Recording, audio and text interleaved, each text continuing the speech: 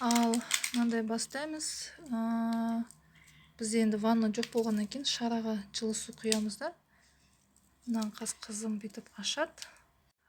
Мынандай тұзды домалақтарда Цырегожан аяғыңыз кәдімгідей суықтап, бір өзіңізге келе алмай, бір ауырып, енді ауырайын деп жатқанын сезіп жатқанда осылай шараға аластарда осындай.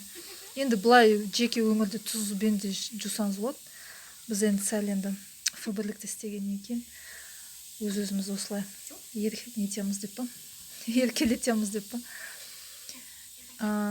Сол аурудың алдын алу үшін.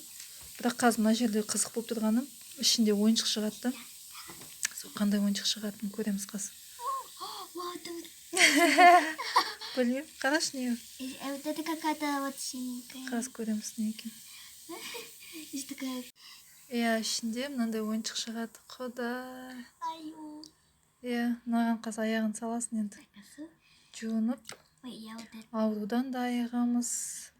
Бұлай қазір ай толып жатыр ғой, өз-өзімізді тіл көзден де тазалауға болады.